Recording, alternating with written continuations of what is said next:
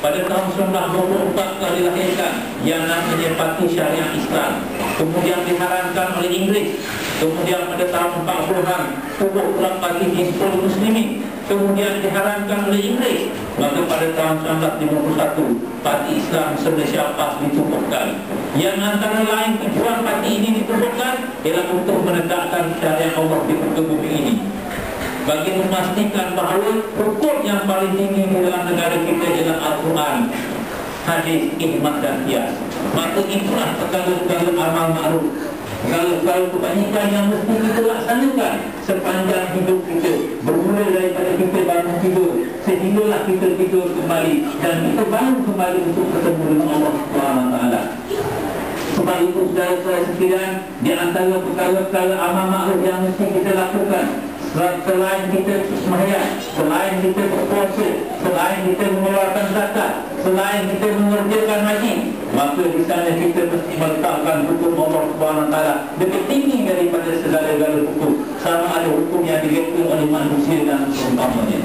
Hari ini negara kita, negara Malaysia yang sangat kita cintai, telah menjadikan hukum manusia lebih tinggi daripada hukum Allah SWT. Umpamanya, kalau mereka yang bersalah dalam sehari dua ini ataupun dalam seminggu dua ini, orang bercakap mengenai seorang wanita yang minum arak dicerati, kemudian dijatuhkan hukuman kerana minum arak, mahkamah menjatuhkan hukuman kena 6 rotan. Padahal itu bukan hukum Islam. Hukum Islam ialah apabila seseorang itu minum arak di layak ramai, kemudian ditangkap dan dibicarakan, dan apabila sah pembicaraan itu, maka hukum orang yang minum arak yang telah ditetapkan oleh Al-Quran ialah antara 40 hingga 80 rotan. Inilah dia hukum Allah SWT. Sebab itu apabila PAS memenangi pilihan raya pada tahun 1999 sehingga tahun 2004, kita telah mencadangkan dan kita telah membuat satu enactment, yakni enactment hukum buruk dalam negeri pertanian kita, yang mana kita telah tetapkan bahawa semua kesalahan-kesalahan jenayah mestilah dibicarakan di bawah hukum itu yang telah ditetapkan oleh Allah SWT. Mana-mana orang yang mencuri, maka hukumnya kena dilaksanakan. Tapi bukan orang curi hari ini yang tak dilaksanakan. Mereka dibicarakan, bila cukup saksi, bila cukup semua sekali, barulah mereka kena dilaksanakan. Begitu juga kalau mereka minum arak, mereka akan kena rotan. Begitu juga kalau mereka berzina, mereka yang belum kahwin akan kena rotan 100 rotan. Dan kalau mereka sudah kahwin, mereka akan dikejar, mereka akan direjam. Inilah hukum Allah SWT. Sebab itu Allah Ta'ala menyebut, ya ayyuhallazina amanu kutiba alaikumus kitab. Ya ayyuhallazina amanu kutiba alaikumusiyam. Ayat yang sama saja. Dan digunakan lebih ayat ini, ayat yang mesti diamalkan, bukan sahaja dalam bab sembahyang. Dalam bab sembahyang ni ayat tak berapa banyak, sikit saja ayat. Sebab itu kita jangan pisahkan di antara agama dan hukum. Jangan ambil separuh-separuh. Apa tu minuna bi ba'dil kitab wa takfuruna bi ba'dil kitab. Kamu beriman kepada setengah kitab dan kamu kufur kepada setengah kitab. Ini Allah Subhanahu Wa Taala yang telah memberi jaminan kepada kita saudara sekalian. Sebab itu kita nyatakan kepada dunia, kita nyatakan kepada seluruh rakyat, kalau kita beri mandat untuk mengetok sekali lagi jadi Terengganu, maka kita akan melaksanakan hukum-hukum. Mereka-mereka yang melakukan jenayah, sama ada jenayah membunuh, berzina, mencuri, merompak ataupun minum arak, mereka akan dikenakan hukum. Kerana enactment ini telah pun dirumuskan dan telah pun diwartakan. Dan apabila itu Puan Guru Haji Abdul Hadi bin Awad telah bertemu, telah berbincang dengan kebawah Duli Tuanku yang menjadi agung sekarang ini, kebawah Duli Tuanku telah pun merestui supaya undang-undang hukum ini dilaksanakan di negeri Terengganu ini. InsyaAllah pilihan raya sekali lagi kita akan menang dan kita akan jalankan hukum ini. Saudara-saudara yang saya hormati sekalian, hari ini sudah masuk hari yang ke-20 kita berpuasa. Sabda Rasulullah SAW, awal puasa ialah rahmat, permulaan puasa adalah rahmat, pertengahannya ialah diampunkan dosa, dan pengakhirannya ialah dibebaskan daripada api neraka. 10 hari yang pertama ialah rahmat daripada Allah Subhanahu Wa Taala. 10 hari yang kedua ialah keampunan daripada Allah SWT. Yang dua-dua ini telah kita lepas.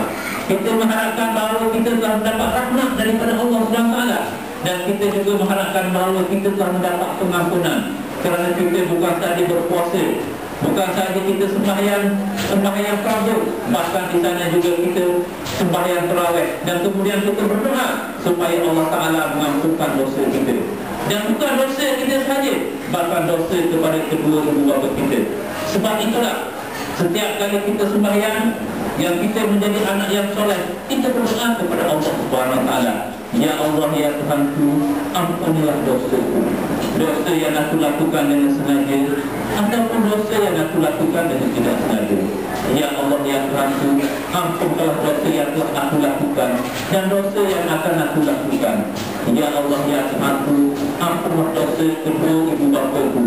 Kasihanilah mereka sebagaimana dia mengasihani diriku daripada kecil hingga dewasa, daripada aku kecil, daripada dia membasuh bela aku sehinggalah aku dewasa. Ampunkanlah dosa kedua ibu bapaku dan ampunkanlah dosa seluruh muslimin dan muslimat, sama ada yang masih hidup ataupun yang telah mati. Inilah dia doa orang yang beriman. Setiap kali dia bersembahyang, maka dia berdoa kepada Allah Subhanahu Wa Taala. Dan akhirannya ada 10 hari lagi. Hari ini dah masuk hari yang ke-22. 10 hari lagi ini kita memohon daripada Allah SWT, kerana sabda Nabi, kita akan dibebaskan daripada api neraka. Maka marilah dalam bulan puasa ini, saudara-saudara, kita memperbanyakkan amal kita, kerana Rasulullah SAW bersabda, pada bulan puasa ini pintu syurga akan dibuka seluas-luasnya, pintu neraka akan ditutup serapat-rapatnya, dan semua syaitan-syaitan ini akan dibelenggu. Maknanya sudah tidak ada syaitan lagi. Kalau saudara membaca tafsir Tafsir Said Qutb dalam surah Al-Suratul Falaq, dia menyatakan bahawa syaitan ni duduk di antara dua hati kita. Di tengah-tengah ini syaitan berada setiap masa. Kalau kita lalai saja, tak kira kita lalai beberapa mili-second, lalai saja, maka syaitan akan mengambil alih menjadi raja dan memerintah kepada kita untuk melakukan kejahatan. Sebab itu kita sentiasa mesti ingat kepada Allah Subhanahu Wa Taala, zikir kepada Allah Subhanahu Wa Taala, kerana kita tahu berakhir pada hidup kita ialah kullu nafsin dha'iqatul maut. Ya yang hidup ini akan mati. Saudara-saudara yang saya hormati sekalian, kita akan bertemu dengan Allah Subhanahu Wa Taala, dan kita mengharapkan bahawa waktu kita bertemu dengan Allah Subhanahu Wa Taala, kita redha kepada pertemuan itu dan Allah Taala redha kepada pertemuan itu. Barulah kita menjadi seorang mukmin dan mukminat yang solehah, yang insya-Allah akan diberikan pengampunan oleh Allah SWT, dan akan bersama-sama dengan orang-orang, bersama-sama dengan nabi-nabi, orang-orang yang benar, orang-orang yang soleh, dan orang-orang yang fisabilillah, yang jihad, yang mati di jalan Allah SWT. Inilah cita-cita kita sekalian. Cita-cita kita yang paling besar ialah untuk bertemu dengan Allah SWT. Bila masa saja kita akan mati. Kullu nafsin dha'iqatul maut, tiap-tiap yang hidup akan mati. Saudara-saudara sekalian, waktu kita nazar, ada tamu yang akan datang bertemu dengan kita. Kalau hari ini bulan puasa hari ini, orang haji muda akan jemput tetamu-tetamu untuk berbuka puasa, maka daripada pagi tadi kita sembelih lembu, daripada pagi tadi kita menyediakan bahan-bahan, kita menanam dan seumpamanya, kerana petang tadi ramai tetamu-tetamu akan hadir untuk makan bersama-sama dengan kita. Kalau kita jemput di rumah kita juga untuk orang berbuka puasa, maka akan kita cari daging, akan kita cari ikan, akan kita cari udang, kerana kita tahu bahawa tetamu akan datang ke rumah kita. Tetapi waktu kita nazar, ada tetamu misteri yang kita tidak jemput, yang kita tidak panggil, tetapi dia akan datang bersama. Dia akan datang untuk bertemu dengan setiap daripada orang yang hidup apabila waktu nazar muslimin dan muslimat sekalian. Sebab itu